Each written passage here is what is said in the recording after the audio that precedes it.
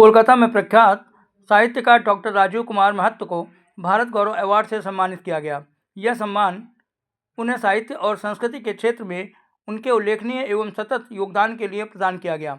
Doctor Rajiv Kumar Mahato एक silent practitioner हैं, जिन्होंने बिना किसी प्रचार प्रसार के साहित्य के माध्यम से समाज में जागरूकता फैला रहे हैं। अत्यंत साधारण एवं आर्थिक रूप से कमजोर चाय श्रमिक परिवार में जन्मे डॉक्टर महतो ने कठिन परिस्थितियों में सामना करते हुए अपनी मेहनत, लगन और प्रतिभा के बल पर साहित्य जगत में विशिष्ट पहचान बनाई है। डॉक्टर महतो ने अपनी रचनाओं में विशेष रूप से चाय समुदाय और वंचित वर्गों के जीवन, संघर्ष और सामाजिक समस्याओं को सरल और प्रभावशाली भाषा में प्रस्तुत किया है।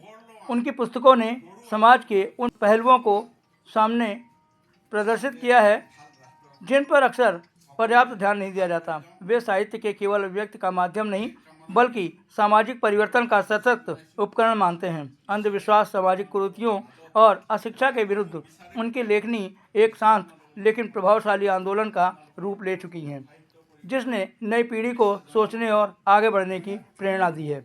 आइए सुनते हैं क्या कहना है डॉक्टर राजीव महतो का।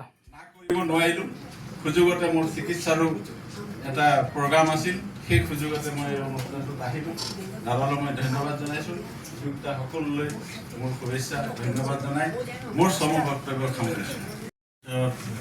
মঞ্চে উপবিষ্ট আমার সবাইকে আমার প্রণাম জানাইছি। বাংলায় কিছু কথা বলতে অল্প অসুবিধা হবে। আমি আসামের যেহেতু, আমি আসামিয়া ভাষায় কথা বলবো, নিশ্চয় আপনারা বুঝতে পারবেন। মহাবাহু সাহিত্য পরিষদ আমাকে যখন নিমন্ত্রণ দিল, উদ্যোক্তা আর মহাবাহু সাহিত্য পরিষদের বিশিষ্ট ব্যক্তিরা সবাইকে আমি ধন্যবাদ জানাইছি। আৰু আজি মই এই অনুষ্ঠানটোত উপস্থিত হ'ব পাই নিজকে খুব ভাগ্যৱান বুলি ভাবিছোঁ। আমাৰ কলকাতাতে, আমাৰ এই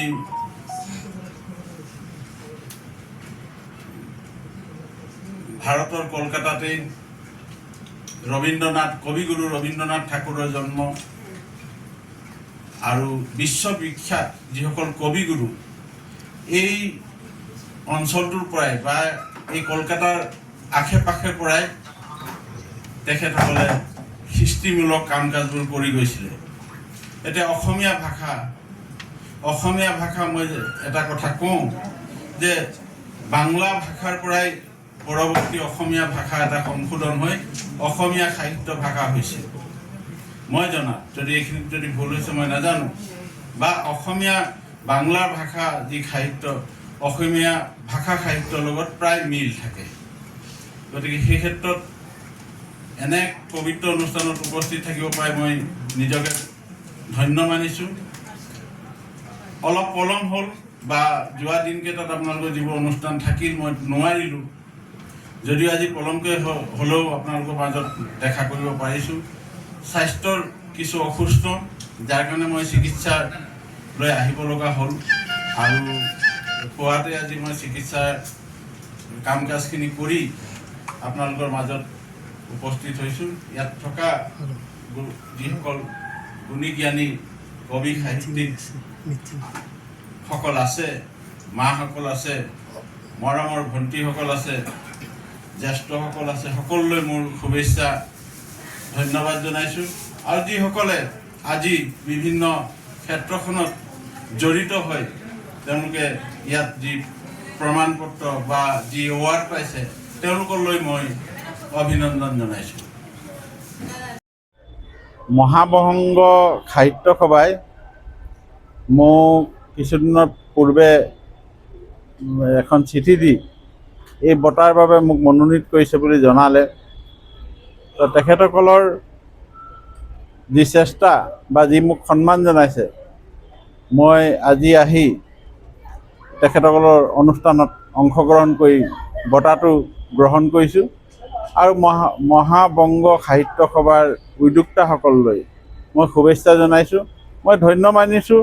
মই এই বঁটাৰ যোগ্য হয় নে নহয় নাজানো, কিন্তু যিহেতু মোক সন্মান জনাইছে, গতিকে তেখেতসকলক সন্মান জনাই মই বঁটাটো গ্ৰহণ কৰিবলৈ আহিছোঁ।